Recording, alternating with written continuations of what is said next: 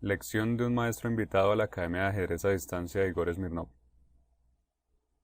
En esta lección vamos a ver para qué sirve una columna abierta y cómo se usa.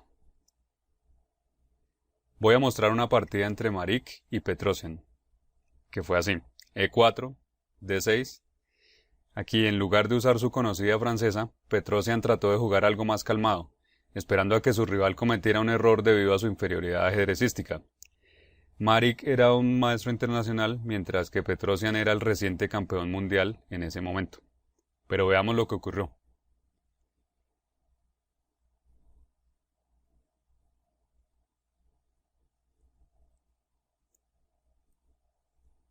Todo muy tranquilo, Petrosian esperando a que llegue el error de su oponente.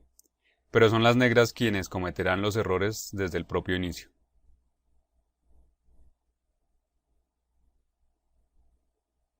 Alfil E3, para eso se jugó H3, evitando que el caballo venga a G4.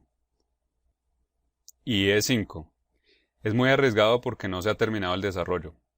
Dama C7 era el movimiento apropiado y ya veremos por qué. D por E5, D por E5. Es otro error. Era más seguro tomar con el caballo.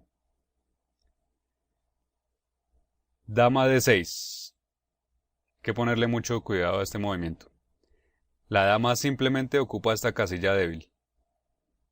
Vemos por qué había que jugar dama C7. Sin embargo, las negras podían aquí corregir. A pesar de la pérdida de tiempo, jugar caballo E8. La dama se devolvería a D2. Dama C7 y caballo F6 de nuevo.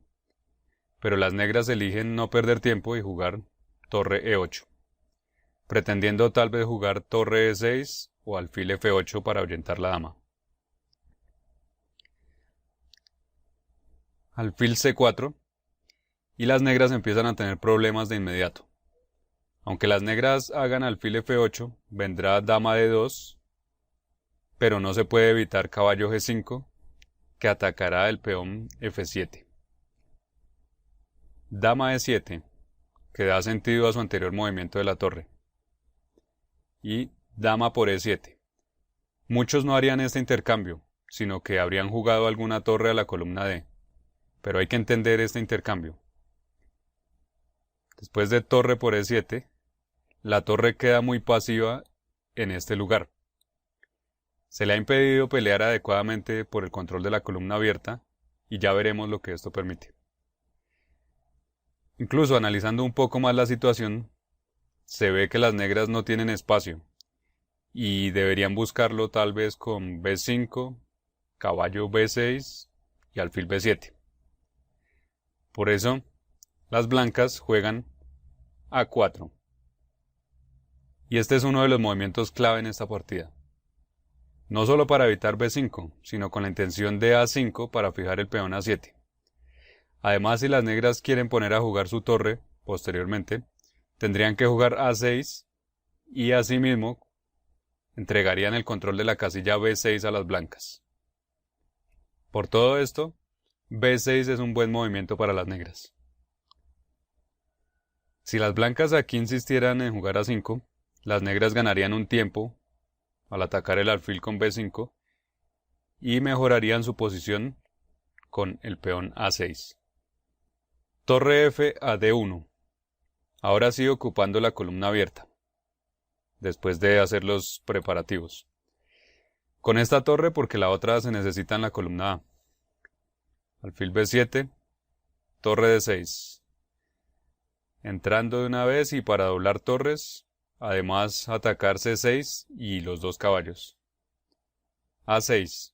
Las negras quieren ejecutar la idea de B5 y aliviar así un poco la presión. Torre A D1, B5. Y aquí lógicamente no hay razón para tomar en B5. Esto liberaría la tensión y abriría una columna para la torre negra.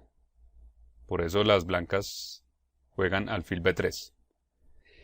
Las negras no deben tomar en A4. Podrían mejor jugar B4, pero el caballo puede reaparecer en C4 después de la retirada a B1. H6. Es sólido, evita caballo G5. Pero aquí viene otro movimiento clave de las blancas. ¿Sabes cuál es? Se quiere llevar como sea el caballo a G5. Y el movimiento G4 lo permite. Vemos aquí que las negras no pueden evitar G5 con caballo H7 porque el caballo D7 quedaría abandonado. Y si taponan con G5, liberan la excelente casilla F5 para el caballo blanco que por ahora está en C3. Este llegaría allí mediante E2 y G3. Se deciden entonces por torre C8. Y las blancas siguen con su plan, G5. Después del intercambio, caballo por G5, presionando F7.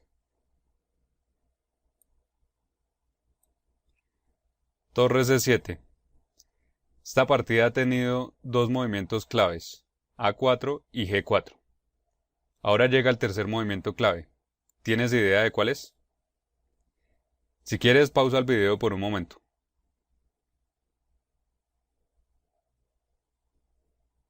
Bueno, el movimiento perfecto es A5.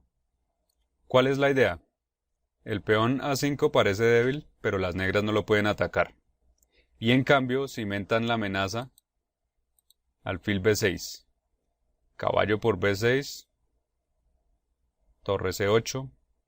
Torre D8. Y después de este intercambio, el peón F7 caerá finalmente. Entonces, las negras deciden, después de A5, jugar rey F8 para salirse de la clavada. Pero las blancas aquí ya empiezan a encontrar las tácticas ganadoras. Siempre cuando uno lleva a cabo un plan estratégico apropiado, las tácticas concretas finalmente aparecen. Las blancas podrían jugar alfil B6 como habíamos dicho, pero aquí es superior alfil por F7. Después de torre por F7, caballo E6 y caballo por C7. Las blancas obtienen la calidad y las negras deberían rendirse aquí, pero intentan alfil F8 para ver simplemente otro magnífico golpe táctico. Caballo E8. Simplemente brillante. Si alfil por D6, caballo por D6, quedan atacadas torre y alfil. O si caballo por E8, torre por D7 con penetración total. Entonces, rey H7. Para presenciar otro golpe táctico más. Torre por D7, que después de caballo por D7, torre por D7, caballo F6. Conclusión, las negras fueron humilladas completamente. Esta clase de partida solo se da una vez en la vida de un maestro internacional. Durante esta partida se ha podido entender que las negras perdieron por entregar la columna abierta a su oponente, desde aquel dama de 6. Las negras se limitaron a tratar de mejorar su estructura con movimientos de peones, pero las blancas sí supieron cómo aprovechar el dominio de la columna y de algunas casillas importantes como G5 y B6. Esto es todo, espero que hayas entendido para qué sirve una columna abierta. Gracias por escucharme, no olvides volver a estudiar la lección y compartirla.